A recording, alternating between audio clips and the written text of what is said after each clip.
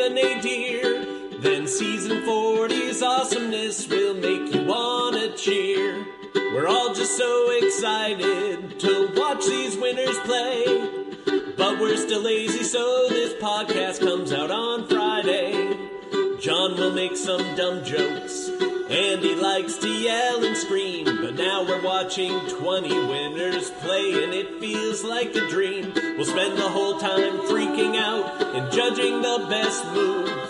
And anything that Tony does, you know that we'll approve. It's the Purple Rock Survivor Podcast. Winners at War! Welcome to the Purple Rock Survivor Podcast. I am John. My co-host is Andy, and we are talking episode 3 of Survivor Season 40, Winners at War. Andy and I are here to help you start the healing process, I guess. Andy, let's get some healing in. Why? Why did you present me with such beautiful things and then take them away, world? Why? This is why we can't have nice things. We wanted an all-winner season, and Monkey's Paw, look what we got. I mean, and we didn't even care that much about Ethan going in. It was like, oh, I'm glad he's on, but whatever. And now, oh, it hurts. The hurt is deep.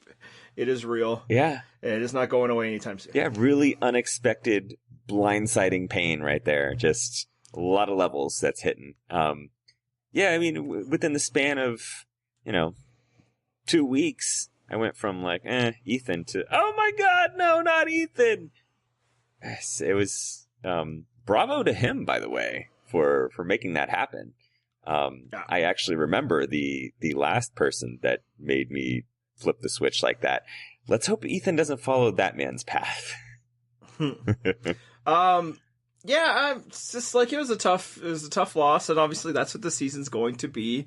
Let us open yourself up to the pain so that hopefully you can also feel the joys. It's going to be the highs and lows. This one was particularly difficult, not just in how much we were loving Ethan, but how close to what it almost was. And that's, I think, the big question is, like, what's worse here? Is it losing Ethan, or was it that we didn't lose Adam? I blame you because I understand. Earlier in the day, I'm not going to put all our stuff in the street, but earlier in the day, you put this idea into my head. The day of the episode, I had not yet considered this as a possibility. I was, just joyfully going about my life, not thinking, I don't want to try to predict this season. I just want to enjoy it in the moment. And you said, hey, what if Adam tries to step up and become the big gun and just absolutely gets annihilated and ends up getting his ass voted out. And I was like, well, obviously that would be fucking amazing. Like, why would I not love that? And then I'm watching the episode, and every single bit of it is telegraphing exactly what you had said. Adam was wearing the clown shoes. He's getting the fucking comeuppance at it. He had a confessional that said Rob should play more like him. I was like, this could not be more perfect. This is as close to a Drew Christie edit as you can get in an all-winner season. And the comeuppance never fucking come up, and I blame you. Well, it didn't come up enough, right? Like, there's some comeuppance that came there, but yeah, no, I was literally, he's gonna march, he's gonna have the whole plan to take out Parvati, and then it's gonna, flip on him. I even said, I want it to happen, early in the episode, and then they flash back to see how, Rob and Parvati pulled off the heist. That would have been cool. Yes. That part I didn't exactly expect to happen. Just I thought it could happen, and it was, it was happening. Now, I gotta say, I still wasn't convinced heading into Tribal Council. I was fairly convinced that it wasn't going to be Parvati. Because it just, they telegraphed that one too soon in the episode for it to feel real. But No, there was enough dithering on the side of dithering isn't even the right word, but like the people who were going to make the ultimate voting decision didn't seem completely locked into the Adam decision. But then it's like I don't feel like they've sold enough that it's going to be Rob or Ethan, who was briefly mentioned but not that much. So I'm like, oh man, it's got to be. I think it's. Could it be? Could it be? Oh my god, this is going to be so amazing. And I gotta say, as soon as they showed Rob's big Cheshire Cat smile at the third Ethan vote, or third Adam vote, yeah. whether that was the sequence of events or not, I was like, crap. Yeah. It's like, it's too soon. You need a fourth vote before he should feel good, and sure enough. Yeah. Sure enough. So, it was almost everything we wanted, and instead, it was something nobody wanted. Nobody wanted. It's so devastating. I mean, I get that the show wants to keep you in suspense, but come on, man, it was set up on a platter. Like, I think a lot of times in recent seasons, the show knows that we know their beats, and so they intentionally play to that and then mix it up so that you get thrown off. So yeah, there was all the setup for Adam getting clowned and going home here, and then it just didn't deliver, and I feel deceived and hurt and angry and all those things because I want to speak to your manager. How dare you? Exactly, sirs. And it is sirs. Yes, I've seen the staff of this show. Anyway, it was all set up. Adam for me is not that interesting of a player. I, however, was enjoying him in this episode because he was entertaining in that he was about to get totally punked. That would have been entertaining. I would have been like, wow, what a way to lose him. That was fun.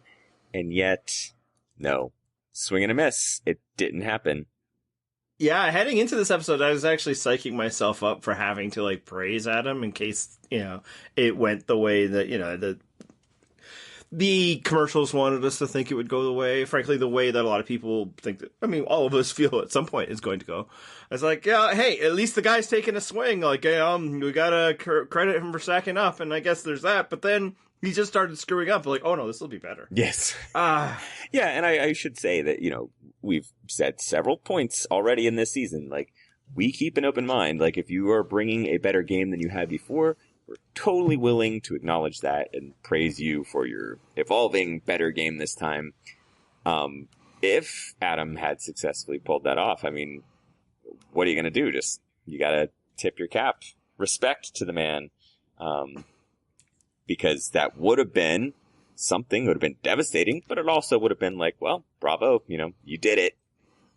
And yet, not that, but also not Adam screwing it up so much that he went home. So it's like, oh, what a just downfall on several levels there. Yeah. Now, I think the hat tipping respect that we need to give is instead the people who flipped us up on him and decided, you know what, no, we're not going to do Adam's move, but we're also not going to do the move that that we told Rob that we're going to do, and that's taking out Ethan. And do we feel like this was the right move by the four people who did it? So I have a theory that was not explicitly expressed in the show, but I think we have enough of circumstantial evidence that we can probably assume this is pretty close to what was happening. At some point early on, Parvati had said when voting out Natalie that she did this to break up the Jeremy, Natalie, Michelle trio, thus giving the Rob, Parvati, Ethan trio supremacy within the tribe, and also opening up Jeremy and Michelle to be free agents for that group. I think what seems pretty likely here is that Jeremy and Michelle got their revenge for that and said, okay, well, bye-bye your power trio that took out ours, and left them with just two people. The nice thing is, this probably then allows those two groups to work together just out of necessity. So was this the right move? Probably yes, because in doing that and taking Ethan out, you now essentially move yourselves probably into a majority position in the tribe, not just a plurality. Yeah, I hate it. I wish they hadn't done it, Right. but I think it was a great move. Yeah. I think, we're going to get into this pretty quickly, but, since they're bound and determined not to make the direct move, taking out Ethan and thus, making, 2 is smaller than 3 and bringing that power. And also, frankly, as a signal to Adam that we're on to you, buddy, and we're not going. Nobody here does Adam's bidding. Right. That's not how You do Aegis not works. call the shots. Yeah. So yeah, it was a good, end around move to take out Ethan, and so I have to respect it, even though I hate it. I'm getting back to the hate. Actually, I don't know if we've talked about our feelings enough. One thing I've said, that every vote this season has kind of put us at is it's kind of really putting you like where your favorites lie becomes very stark. I feel like this one didn't really give that to me because as you could be like, well, at least it wasn't Parvati, but I'm like, is that better? Ooh. I mean, I don't know. Like, I don't want to lose Parvati either, but losing Ethan wasn't great. And I think where I was at is they were on par. I would have felt bad either way. Yes. So the one thing I guess losing Ethan is the reason why we've loved him this season hasn't really been gameplay based. I mean, he's been in conversations and all that, so that looked well of him. Clearly not well enough. But it's mostly been like the great vibe that he's brought to the season and, the zest for, this experience. So maybe he'll bring that to the part of the show that we keep getting force fed anyway. The one good thing is we don't necessarily lose what's great about Ethan by having him taken from one spot in the show to another spot. Yeah. And I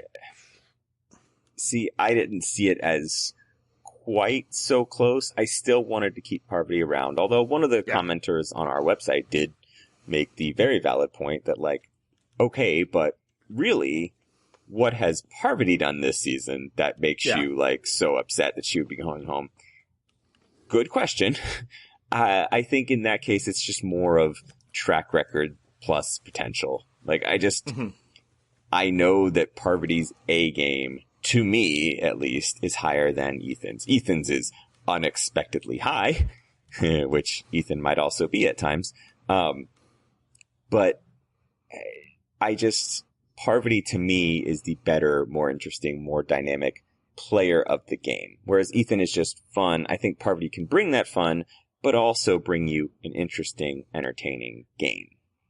Yeah, no, I'm still waiting for the Parvati shallow that's there, and there's time, right? Like, we got a taste of it when it seemed like she was going to get her revenge on Adam. She cut, a good, heel promo and such. The other thing is, I think Parvati helps Rob's game more than Ethan does. I mean,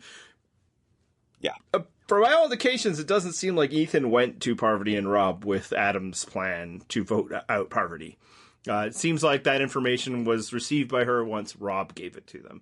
So, just from that perspective, but like the dueling, shield and, threat and stuff that they provide each other, again, in game is more important. And yeah, I think like what I like about Ethan is character work. Well, I can still get that, hopefully, right. And we're going to get into that a bit. Whereas I don't know if there's a lot of value for Parvati on, Edge of Extinction, or at least no more so than anybody else there. She'll be another person, trying to find stuff. Right. And my general hope / vision for this season was that we would eventually get to a post-merge scenario where the actual legends of the game are still left and are coming at each other. And Parvati needs to be there for that. If that's actually going to happen, Parvati is on the Mount Rushmore and thus needs to be in this group that's going head to head. Yeah, and I suppose the last thing, and this will kind of tie into the next thing we talk about, is, Ethan going home was a result of, really smart counter moves by, Jeremy and Michelle. Yeah. And again, maybe Ben and Denise, we could throw them some credit too. If Parvati went home, that would have been the result of, moves by Adam. Right. And that's not, that would be so much more frustrating. So at least we have, Adam's failure tied into that. And let's dig into a bit more of the moves that Adam made here, because there were some interesting choices. Yeah, and quickly before we move on to that, I think you're kind of hitting on something that matters to me as a fan, and I don't know that we're necessarily going to get this, but when you see the legends taken out, you want it to happen from another legend, right? Like, that's why I want them all around for the post-merge, is because, if Kim's going home, I don't want it to be at the hands of, like, Ben. I want it to be like Kim and Sandra went head to head and Sandra took her out, like, oh, damn, that would be devastating. But at the same time, like, damn, good move, Sandra. Or, you know, Yule going up against Parvati, just big names. You know, I'm not all that moved when the lower tier people come and take my my kings and queens out of this game. Yeah, and for me, like, it isn't necessarily, like, has to be the names. If this is how, you know, a Sophie or somebody makes her name and then steps into that circle, great. I don't want that person to be Adam, so that's part of it. Right. Also, I feel like enough time has passed that, you know, say Parvati or Rob are the next people to go. Highly likely. It's not just because, you know, they came in with, you know, two hands tied behind their back. Like, there's been enough time. Whereas in previous seasons, it's like, or if they had been taken out early, like, you know, frankly, they probably should have been. It would have just been like, well, what are you going to do? You know, they had no shot at this game. Right. They've had shots. You know, and they've had opportunities and they haven't taken advantage of it just yet. There's still time, but we'll see. So now I guess it'd be a little less, you know, painful. And that's the thing about, like, all the vote outs besides Amber. It hasn't felt like 100% like reputation based, you know. Mm-hmm. Natalie obviously had the thing with, you know, being on the same tribe as Jeremy, and that's unfortunate. But all of it still seems like you can at least point to, you know, there were this season game reasons for it to happen as opposed to just all outside of the game reasons. Right. So now we should finally get on to a discussion of Adam's quote-unquote moves here. Let's talk about the first move, because it was the first thing that happened in the episode, and you touched on it real quick. The goddamn audacity of this pissant little fucker to be saying that, you know, Rob should play like him. How the fuck was that not the confessional, like, of like, setting Adam up? Like, how do you deliver that confessional and then you're not voted out by Rob at the end of the episode? Like, narratively, that's what needs to happen. This was what proves this show is not rigged or fixed in any way, because that would have been the story that needed to happen. Like, Adam being like, nah, these guys are underestimating me. I can do this. I'm the king. And then Rob being like, yeah, not really though. And then taking him out. Like, that's the story. And we didn't get it. Yeah. And I just say, like, that one was teased, like, I think before the episode, like, they released that as a little preview. And, I wasn't even fully offended. It was more like, don't do this. The show, don't do this. Don't let him take out Rob after saying that. I can't have a world where Adam gets to call the shot and be like, oh, Rob's gotta be more like me. No. And so I'm glad that did not come to pass.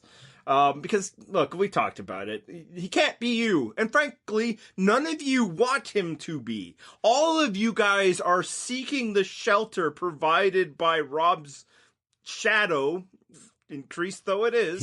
And yeah, so no, you need Rob on that wall. You want him on that wall. And no, he can't play like you. If he comes out the gate and tries to be, you know, an Adam and tries to hide behind everybody, you just get rid of the guy because he's doing you no good. Right, exactly. That's not his role. That's not his game to play. And I think we discussed this in last episode. Yeah. Rob and Parvati cannot fly under the radar. The radar is only trained on them. So what the hell other game do you expect Rob or Parvati to play? Adam, not playfully suggesting, seemingly earnestly suggesting that Rob could take a page out of the Adam playbook because, hey, sure, Rob has played this game multiple times and has gone against some of the legends of this game, but let's not forget, Adam beat Hannah and Ken in a final tribal council, so he kind of knows what he's doing. Yeah, now let's talk about that playbook, because I feel like he actually followed the Adam Klein playbook to a T this episode. And that is, he got overconfident. He thought he could be buddy-buddy with everybody and didn't want anybody to be upset at him. And as a result, ended up looking like a clown. Like him going to, Ethan, but at least Ethan's a little more understanding. And then later Rob with his big plans because he wants them still on his side when he's after her. Me and you, we're going to work together. I, Adam Klein, will protect you, Rob Mariano. That's him going to, like, Taylor after he makes a fool of himself. Like, that's him just not, like, letting things lie. He has to be liked, and he thinks that he can just talk his way through everything. Whereas, like, I don't know if he's ever fooled anybody. I feel like even Millennials vs. Gen X, the season that he won, unanimously, everybody knew what Adam Klein was about. They just didn't care. Right, because at no point was he the most threatening presence in the game until the final 3. At that point, there's just no other option. So, it was fascinating to watch him, as you put it, sack up and take this shot, really overestimating his own gameplay. I do think that it was pretty transparent, especially to Rob, and that was clear once we got to Final Tribal Council, not Final Tribal, but we got to Tribal Council, and Rob was listening to Adam talk and finally just interrupts and it's like, no, everyone can see what you're doing here. You're extremely transparent, and Adam was trying to play it off, but of course, Rob, to his credit, kept hammering it home. No, we all understand what you're doing. We get it. And it was great. Put the man in his place, which again is one of the reasons I thought we were losing Adam. And this is like the second time in the edit we've gotten. Obviously, so much gets thrown out at Tribal Council where Adam has tried to throw Rob under the bus. In the first episode, which he was fighting for his life at that point, or at least possibly the votes ended up going to Denise that weren't all for Natalie. That why are you talking about me and her just met? Some people are married to each other, and now he's here like statues. Like, bro, I know what you're doing, and frankly, like, fine. These are the things people should be talking about. Again, going against Rob is probably a good idea, but if you're going to do it, fucking do it. None of this, you're not going to trick him with your, deep knowledge of Survivor or anything. He knows what you're doing. And you didn't trick him in the conversation when, you led him to talking about Parvati, and that you were going to protect him. Like that is just, pure, hubris at that point where Adam is just clear that, I've got my plan. We're all voting Parvati. This is going to happen. Hell, even Ethan's on board. What could Rob possibly do about it? Yeah. So, and this is the next move of Adam's that we should discuss, because I think the way Rob handled it was a freaking masterclass, because the conversation he had with Adam was basically a flawless sales job. He never says no to the idea, and every reply that he gives to Adam is essentially like, oh man, are we really doing this? You've got, like, he's getting all this confirmation and information out of Adam, getting him to basically give up the entire plan and acting as though he's going to go along with it and that he's really hurt by this and that he needs reassurances, blah, blah, blah, as though he gets it. Oh, Adam, you've bested me. And then immediately, if you believe the timeline of the edit, goes and uses all the info that Adam just gave him as a weapon, which was perfect Boston Rob game plan. Like, walks right over to Jeremy and Michelle and is like, hey, I know the plan. Stop fucking playing around. I know the actual vote is Parvati. Let's talk about this. And beautiful, right? Like, was that not the perfect response? Yeah, no, it was so masterful, and it kind of goes to the... And I don't want to overpraise Rob in an episode that, he clearly took a hit, right? But, like, just in that scene, it's just kind of underlines the things that we've been seeing from in the season and how his game is so incongruent with the people that around him, and that he just will directly say something, and it puts people to the test right there. Because Jeremy and Michelle are trying to do the thing that you're supposed to do, the usual thing. Oh yeah, no, this other plan that we know you're involved in, and he's just like, yeah, no, I know what the plan is. Stop fucking with me. He didn't curse, but basically that. Yeah.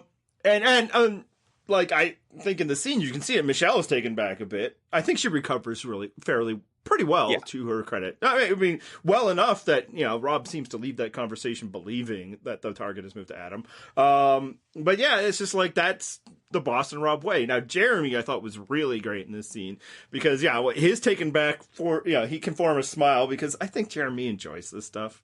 And it's more so this season than I think even in past seasons. I mean, his first season, he didn't seem to enjoy much of anything. Cambodia, he was much more chill. And now, he's rolling with the hits. And then he gives, like, Rob a wink, like, nah, that ain't what we doing. Like, that's what Adam thinks we're doing, but we got this other thing, right? So again, good work by Michelle and Jeremy after being pressed, but again, you kind of see the power of Rob and why maybe people are a little afraid to take him on because they don't know how to deal with somebody who will just ask you things. Yeah, and Jeremy in that scene, it was funny because I immediately thought of him back in San Juan del Sur constantly complaining like, man, I'm dealing with a bunch of morons.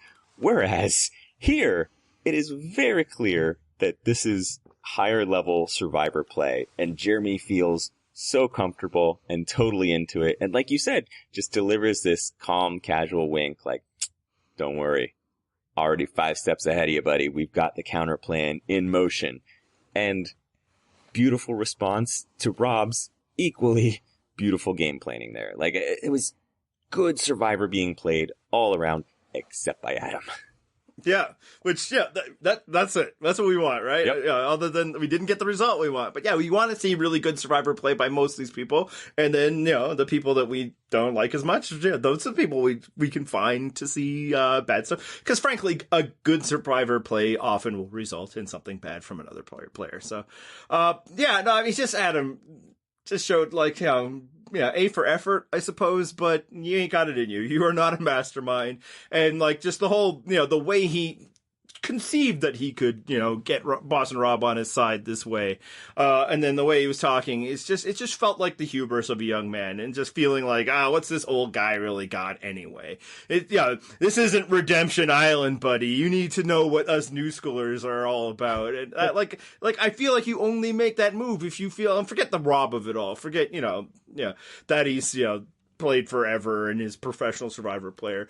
Just anybody. The way you approach somebody like, this is the plan and we're going to take out your alliance mate, you only do that if you feel like they have no power to do anything about it. And that comes from a place of arrogance. And that's why it was so satisfying to seem like that arrogance was going to get struck down, except that it didn't. It took out Ethan. And as we've said many times, we appreciate earned arrogance around here.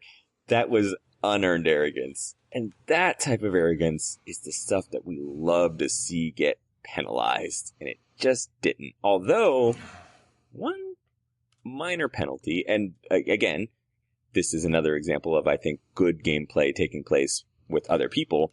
Denise, upon hearing that Adam is running his mouth about this, to her credit, despite Adam being, as far as we know, her number one, is like, no, I'm backing out of this thing, because Adam doing that does put her at risk, because it shows that Adam is playing a different game that she's not involved in, and so she, at least for this vote, backs away, doesn't clue Adam into the plan, and votes with these other 3 people instead. So credit to her. Like, I worried that she would, especially after last episode where I think she did falter. Good comeback for her, right? Yeah. I mean, I think she definitely improved her standing from where she was last episode, where I really felt like, oh no, has Denise lost the fastball? Is she not what we thought she was? I think she might be what we thought she was. Like, she has, at least in this situation, a clear, rational analysis of what's taking place, and Adam presents too much risk to her. Yeah, and we'll see where she takes it from there. She even seemed like to entertain the notion that it's like, all right, like, not only does she not have to fill him in, but she might have to just fully cut bait. And I get not voting Adam out, though. Like, it would have been so satisfying, and there were reasons to do it. Obviously, the boy was feeling himself a bit, and, how reliable an alliance partner is somebody who tells the person that's not supposed to be told about things. But at the same time, Ethan was probably a higher priority at this point. Hey, you had an interesting theory about Rob that you wanted to bring up. Yeah, I mean, I feel like we've been saying how great Rob did in this episode, despite the fact that he clearly lost this one. Yeah. One thing that I'm kind of wondering, and I'm not saying this is definitely happening, but over the past 2 episodes, it has appeared to me, Rob's been on the puzzle for both of the challenges in the past 2 episodes, which were for immunity. And not that Rob is a puzzle god, but we do know he is good at puzzles. And it really seemed like in both episodes, he was not necessarily giving his all in those puzzles. And maybe he was, maybe it just doesn't seem that way. But here's just a wild theory I'm going to throw out there. He could be throwing this because, as we noted in a article that we wrote about Rob on our website just this past week, Rob has been very comfortable in the past letting people go that are not of any value to Rob's game. So Rob knows from this tribe that he started off on, he's got definitely Parvati, definitely Ethan, that are of value to him. Presumably, he also thinks, to some degree, Michelle, Jeremy are maybe somewhat valuable. But beyond that, he has no use for the rest of this tribe.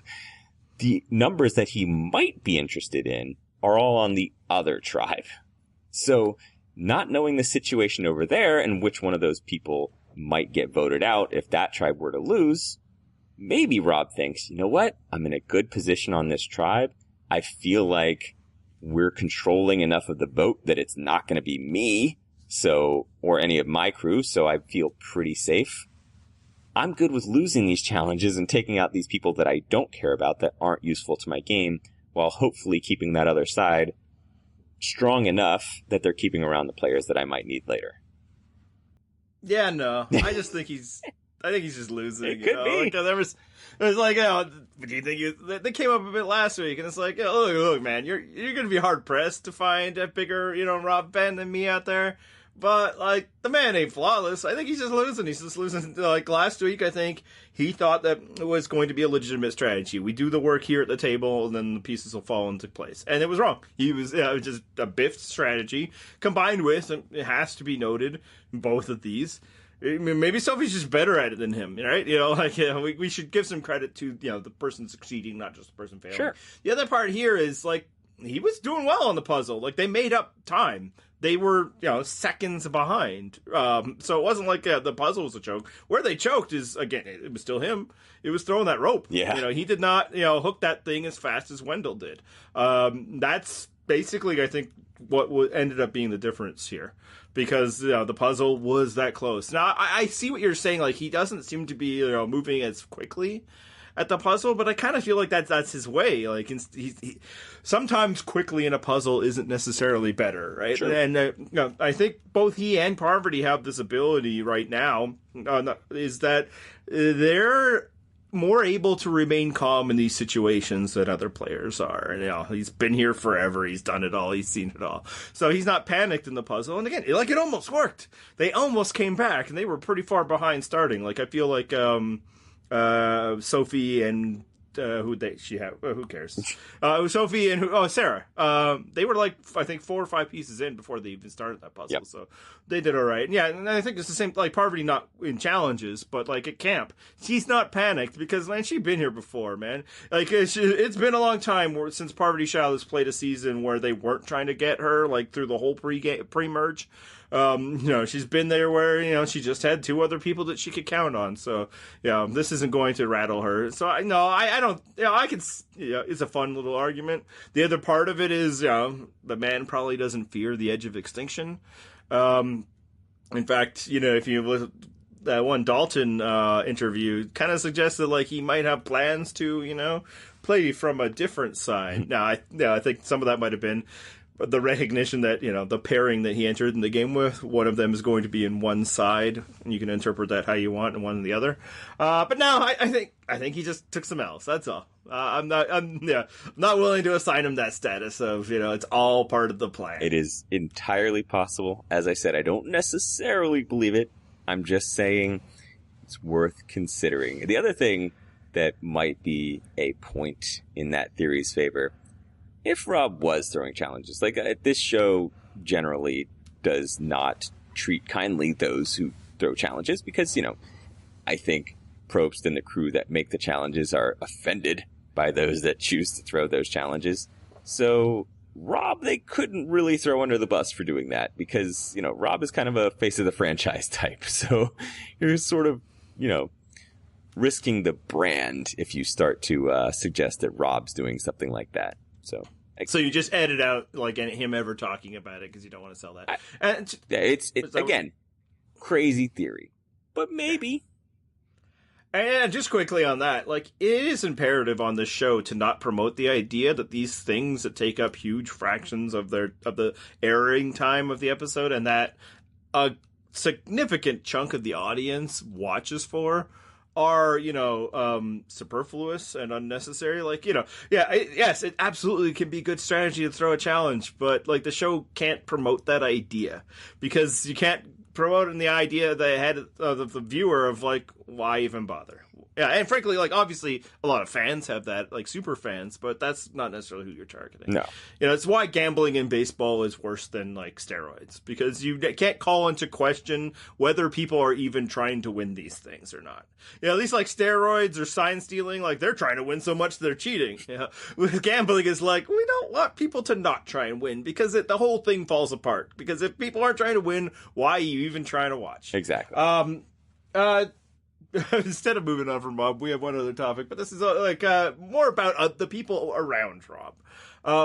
Why are they so focused on weakening Rob instead of just eliminating Rob? It's so perfect because you know what would really weaken Rob? Not being there. Edge of Extinction. That would be a thing. Yeah. Yeah. I think the thing is at this point, and we're not seeing a ton of it in confessionals because it would kind of be giving away the game, but I think Jeremy and Michelle want Rob and Parvati around. I think Jeremy wants meat shields. I think Michelle wants to work with Parvati. And I think there may be some thinking, especially from Jeremy, that Rob has an idol or some other sort of advantage because Jeremy knows about how the tokens work. He's gotten an advantage from Natalie that way. So he might be afraid. He knows Amber's on Edge of Extinction. He might be afraid Rob has already gotten some sort of advantage or idol from Edge of Extinction. So maybe that gives him pause. I think that's probably just a point in the calculation. I don't think that's the main point. Yeah, and that makes sense to me. The angle of we're worried that Rob has something, because Jeremy's only gotten one thing. Where's all the other things? Right? He doesn't know that Natalie's spreading him around.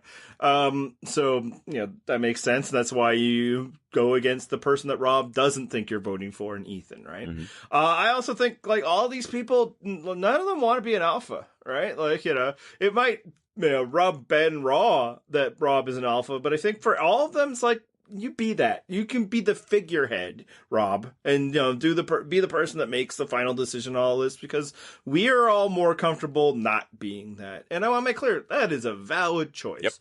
Yep. Alphas rarely ever win this game.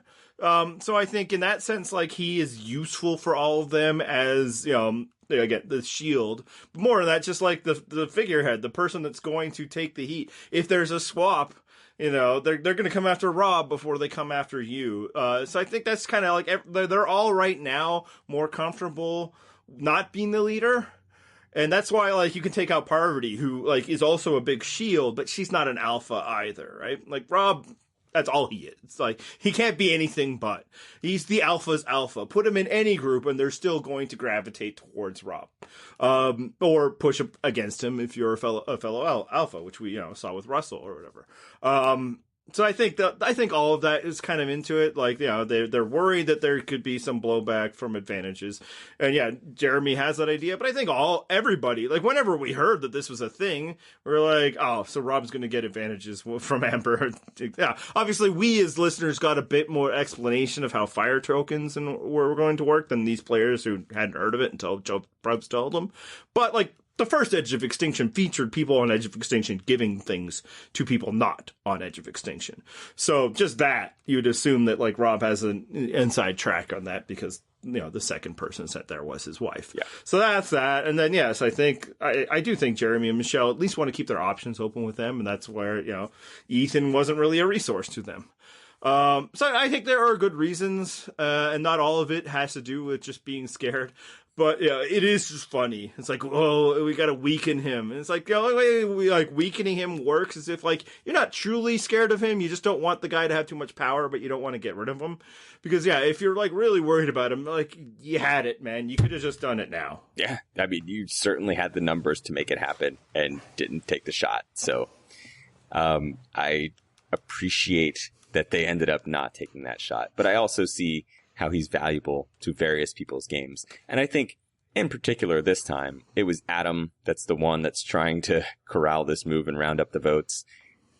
Yeah, we covered this in the preseason, but Adam's not really the one that they're going to place a lot of respect in as a shot caller. So probably better for him to not aim at the biggest of the big targets. He went for Parvati. So it's like, if I can get them to come around on this one, then it's like, haha, I've established that I can do this, and next time I'll get Rob. So maybe that was the plan. Yeah, and I just want to make clear, I think they can have good, they might not be idiots for not doing it. The flip side is, though, it's like, this is how, he wins and survives, right? It's like, everybody's like, oh, no, we'll just wait. And then they're like, oh, well, I thought we were waiting. I to this day, I still feel like that's what some of the people on Redemption Island were doing. They're like, that they had, at least in their mind, we'll take care of Rob eventually, but now, we'll let him take the lead. We don't know what we're doing, and also he has an idol. And then there was never an opportunity, so it's like, balance that. He can be useful for your games, but as Adam found out, he is not here to play your games. And he does have agency, even if he doesn't have, the amount of power that, you would often expect. Let's throw it to the other side. Oh, let's finally talk about the other tribe. Yeah, I mean, lose some if you want us to talk about you more, Dakal, because basically what we got here is, all of the little battles of Sele and Tony. Tony stuff is great. Hell yes. It would have been such a disservice to us, the viewers, to not get this Tony content. And I think it felt a little contrived that Sarah would be like, oh, I need to loop Tony in and come up with a plan for me for this ridiculous stunt of going to another camp. But at the same time, if producers told Sarah, hey, go get Tony involved, bravo. Because it's a television show, and Sarah does not quite deliver the goods. The combo of Sarah and Tony, however, is something I am more than willing to watch. And that scene was fantastic. I assume you agree. Yeah, I can see Sarah being like, I need help getting out of camp. Just somebody who, makes sure that, it's not noticed that I've left this camp. And, her number one ally, the only person she was really, truly aligned with is Tony. And she probably brings that to him. And how Tony, of course, has to come up with ideas. Yes, because Tony cannot do anything at the basic level. He has to go full-on Rube Goldberg, mousetrappy, insane scheme with this. Yeah, she tells him something, and then it's all the mice in the traps are just running, and Tony just comes up with stuff. And at this point, let's give her full credit, full marks. Sarah's like, fine. Yep. Let's do Tony's thing. I don't think Sarah thought she needed camouflage. Nope. It's fucking dark, man. Her forehead, I don't think glows that much. But, Tony's like, oh, man, wait, we gotta do this, and and you gotta sneak here, and all this. And then she's like, okay, fine, it'll be fine. I get the impression, of some of this preseason and all that, Sarah, actually, not even the impression, I know for sure Sarah knows how, she was received in her winning season as not fun. She's actually done some good jokes about it, that, basically she don't care, the money's still spent, right. Which is the best attitude to have. Of course. So I think she's like, yeah, fine, this will be fun. Why not? I should get camera time too. Tony is the master of it. If I have to be his co-star, let's go for it. I like that she just went ahead and spit in there too, because that's ridiculous. That's stupid. And so I think the nice thing is that we got to see Like, I think it's probably really fucking boring out there, especially when you don't have to strategize. You're not losing any challenges. So, you know what? It was probably a little column A, a little column B. Sure, she didn't need Tony involved, but at the same time, like, she's probably like, I'm fucking bored. Tony's fun. Let's play around with this. Like, I'm absolutely getting this advantage because who fucking cares even if they see me in their camp? But while we're here, let's have fun with this. And I appreciate it. I very much enjoyed them doing ridiculous things like spitting into a coconut full of ash. What could possibly happen? It's so great. It's just like that. Like, we've said, and I'll keep saying it all season, it's a theme of this podcast, is that, you know, most everybody we love is going to fail. Yep. You know, the best success we could have is one of them not. And we're not guaranteed that either. So what we want is moments of excellence from the people we love. And every time we get Tony's reminding us why we love him. You know, and he might not ever get to do that on a gameplay level. But, you know, he's one of the greatest characters in the history of the show, and he has been delivering top shelf stuff, and that one was the highlight. But we also got Tony with the shark. Like, basically, it feels like these are like the producer segments, like the breakdowns. It's like, okay, we got challenge, we got tribal, we've got Edge of Extinction scene, we've got we need a couple of blocks of the strategizing of the losing team, which is Sele most of the time, and then we have Tony block. Do we need a second Tony block? Like that? They do some perfunctory, Tyson and Sandra, blah blah blah. But really, it's like, okay, what's Tony going to give us this week? And it's new stuff every time. What insane things has Tony done that we can put on television? And fortunately for them, there's a treasure trove just waiting there for them to pick from. I have just genuinely enjoyed a lot of things they've done from a production standpoint this season. One weird and minor note, they started the show with like a intro music that used actual words, like, which is a thing that I don't ever recall happening before. Really set the tone, cool vibe and all that stuff. But also, they had Tony singing Baby Shark, which I'm pretty sure they had to pay money for, and they've been super resistant to doing that in the past. So that was just, for me, a nice little sign that they're like, fuck it, spare no expense. We're having fun this season.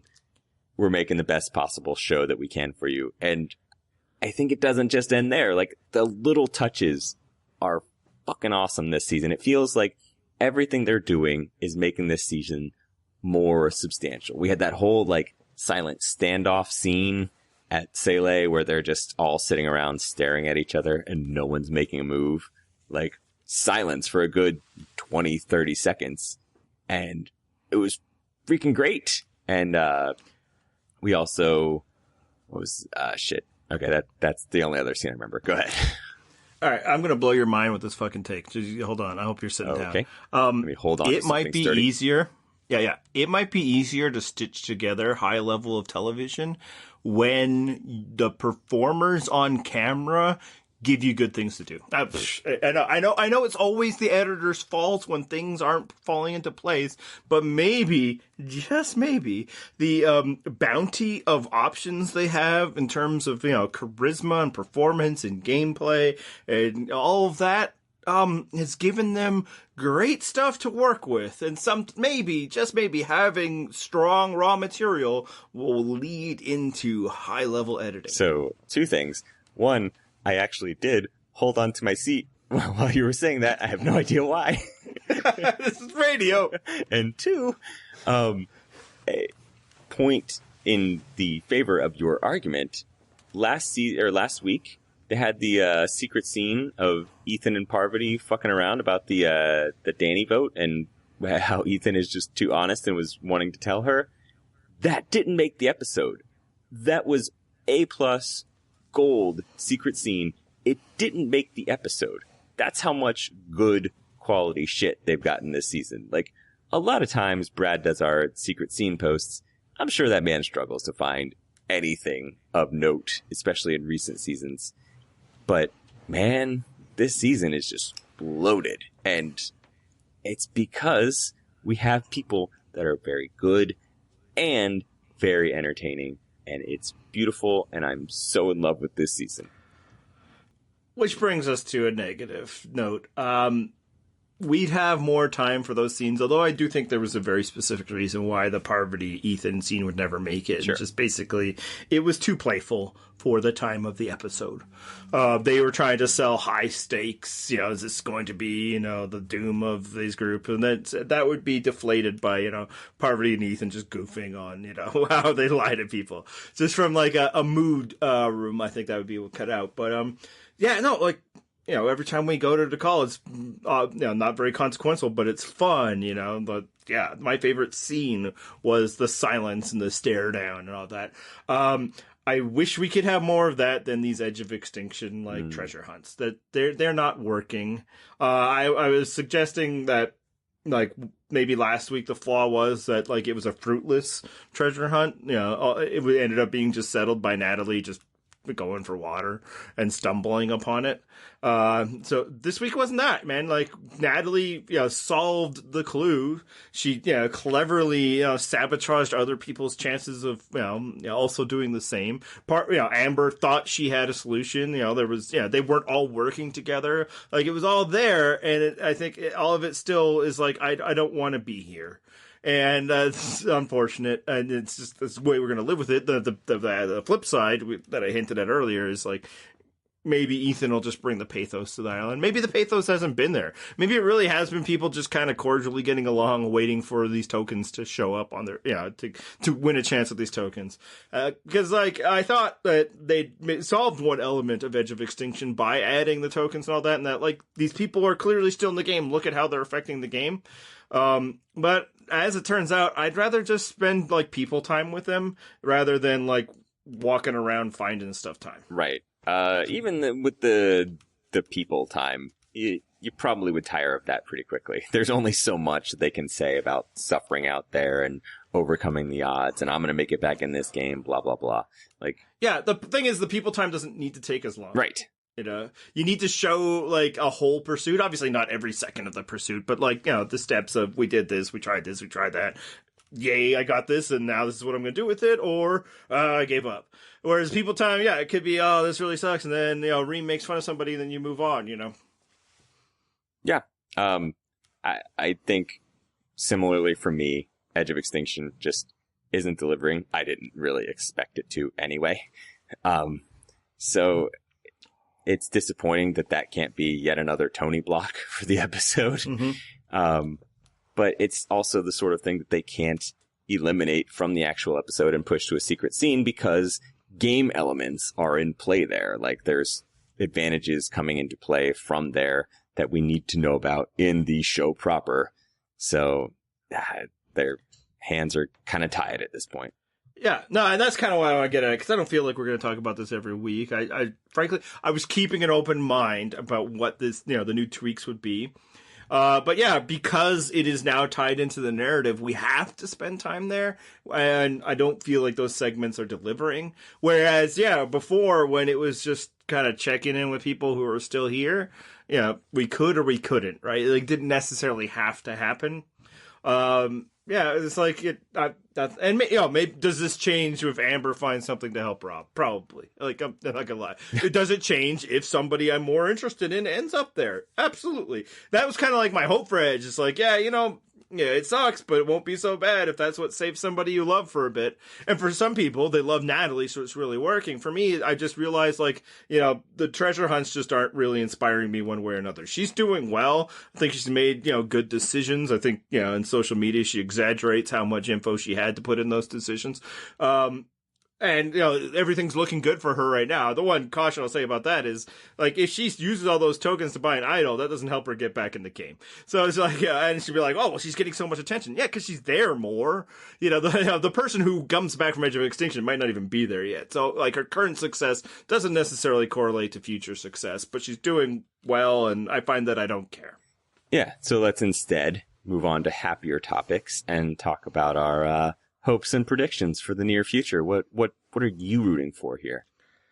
I want the call to lose. I'm, and there's a lot of people on that tribe I like, so, it could be another painful situation where they go, but I want to spend some real time with them. The Tony stuff is great, but I want to get a sense of what's really going down, and we're getting little things about Yule playing, Tyson against Sandra and all that, but until the shit hits the fan, that doesn't mean much. We've gotten that from, winning tribes in the past, possible little dissensions here or there, and then enough time passes and it doesn't really become anything. So I want them to lose next week because I want to spend more real time there. See, I want them to lose when I feel like certain names have gone by the wayside. Like when it's no longer a hot target on Tyson or Kim or even Sandra. That's when I want them to lose. I'm good with the Rob's tribe losing again. If this coming week they're like, okay, so it's Adam's turn this time. That's fine if they want to lose again. Yeah, well, and then related to that, it'd be nice, and we got a taste of this in the preview, what if Tyson, Sandra, and Tony actually could get along long enough, recognizing their mutual interests here, to, do a counter-strike against the unconnected four, obviously, I don't want it to be Yule, but if it's any of those other three, I don't really care. I like Sophie, but, if she has to go, she has to go. Right. If it's Nick, that'd be fantastic, right? And again, I want to see it. I want to spend some time with that tribe. I find, it becomes a problem in seasons where we don't get to spend a good amount of equal time in both tribes. That basically we end up really liking the tribe that loses a lot because those are the people we get to know more, and those aren't always the people that factor in heavily into the end game. So that is just a main thing. See them lose, and then hopefully not. That means that Tyson or Kim goes home, and I think there's time for that to not be the case. And obviously Tony too. Got to keep Tony around. I just don't think he's in trouble. Actually, really, I agree. Who knows? And I'm stunned. Yeah. Well, a little observation about that. I think what we're getting is, and in the shark scene you see this too, is a taste of another reason why Tony is so successful. When the time he was successful at Survivor. Obviously, the big thing is he's an aggressive player that just keeps players on their toes and just keeps pushing and pushing. But another thing I think that is really undersold, but this season is underlining, is the guy's just fucking fun to be around. I think everybody there is enjoying their Tony experience. I think Yule is getting a huge kick out of it. All we get out of Nick is, literally a laugh out of it, and then he gets up off the page, which is great. I think this is, and it sounded like that's just the case often in Cagayan. And sure, he annoyed people sometimes, Cass especially, but at other times, I think people just enjoyed being around the guy. I think that's an energy that, especially, within the extreme boredom that they're facing, it's hey, give me some more Tony. Frankly, I wouldn't be surprised if sometimes it's God, I'm bored out of my mind. Let me see what I can get Tony to do. Tony, do something. Yeah, and I think if you go back and watch that Cagayan scene, which I did, where Tony talks llama, everybody in that scene cracks. Even Cass, who's the one basically being berated by Tony, just breaks into a smile after he does the llama thing, because how can you not? The man is ridiculous, and as we've discussed, you're bored out of your mind for the better part of your waking hours while you're out there until you're getting to a challenge or whatever it might be. So yeah, someone to break up the monotony is kind of valuable, and Tony certainly does that. Yeah, and since he's not doing the threatening things, I don't see why people would do it right now. They'd be let's keep Tony around. He's fun, he's useful, and he's not scaring me right now. Fingers crossed. I'm gonna. All right. What's something you'd like to see? I'm gonna put this out there and immediately feel bad about doing it. I wouldn't mind if Sandra was gone, because she's made it clear in preseason interviews that she wants the women gone, and she's also going against some of my other rooting interests. So I wouldn't necessarily be devastated if we lost her. Even though I think she's a great character and I'd like to keep her around and she's fun, to advance the interests of a greater number of my rooting interests, it might be necessary for her to go home. Yeah, heading into the season, I think what we wanted to see more than anything was, the big characters, the greats, instead of attacking each other and making the job easier for the lessers, to unite. Yes. Work together and then face off. And Santra seems to be the greatest obstacle into that happening. She's not interested. She's not looking to share the crown. I don't think that's where she wants to be.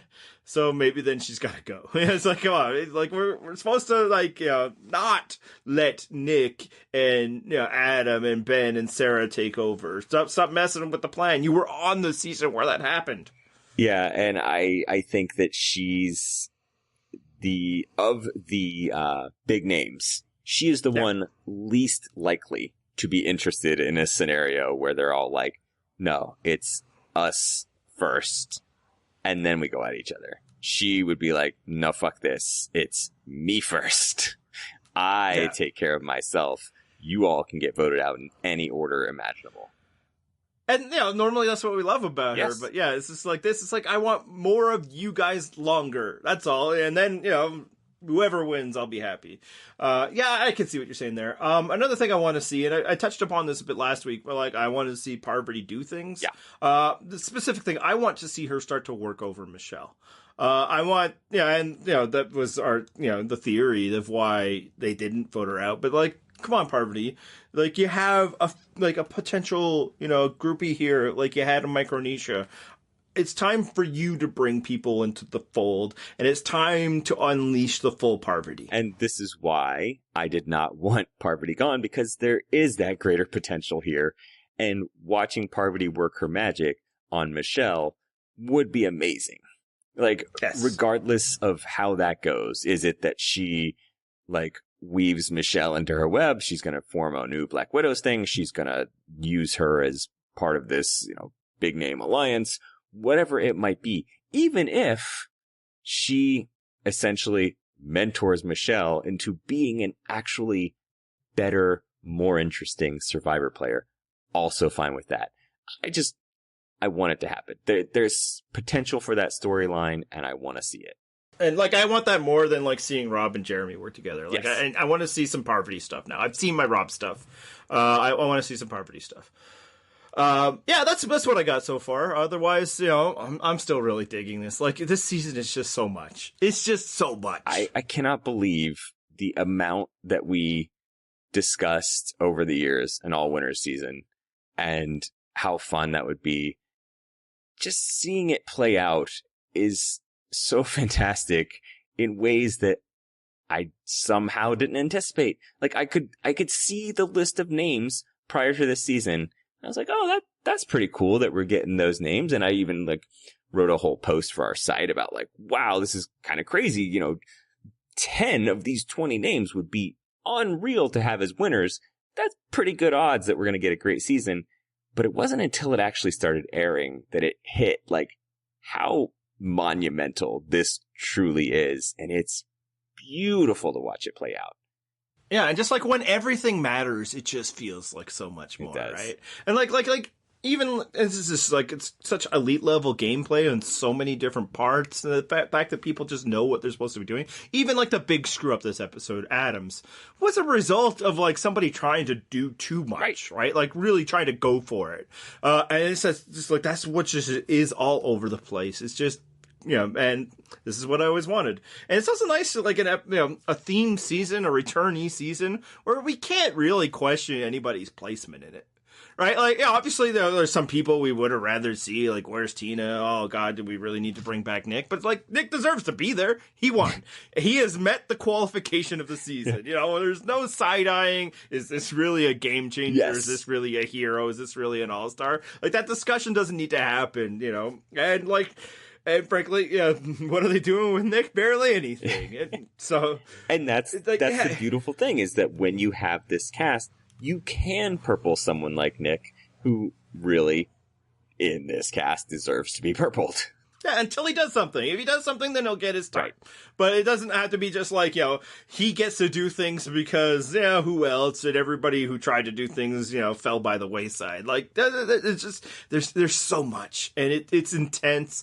And, the hurt of losing Ethan is there, but there was so much hurt to go around. It could have been, And of course, the bigger hurt is, it was so close. But yeah, it's phenomenal stuff. I'm so psyched. I can't wait till next week. And on that note, you can always find our everything that we're writing about this season and previous seasons on purplerockpodcast.com. We're doing a whole series now, the 40 most influential players in Survivor history. We're several deep at this point. I don't know when you're listening to this. So we'll keep doing those, several per week throughout this season, probably even bleeding into a little bit of the off season. And so check those out. And you can find us on Twitter. The show is at Purple Rock Pod. Andy is at Purple Rock Andy. I'm at Purple Rock John. And what else do we need to tell him, Andy? Subscribe the various podcast ways or on YouTube. There's a lot of people who use YouTube for non-video purposes, apparently, because we're getting a lot more hits on that than we thought. So that's good, because it's a little more annoying to put it up there. So I'm glad people are watching, listening. Yeah, that's good. Check us out next week, and let's play out some music, too. Just pour one out for Ethan.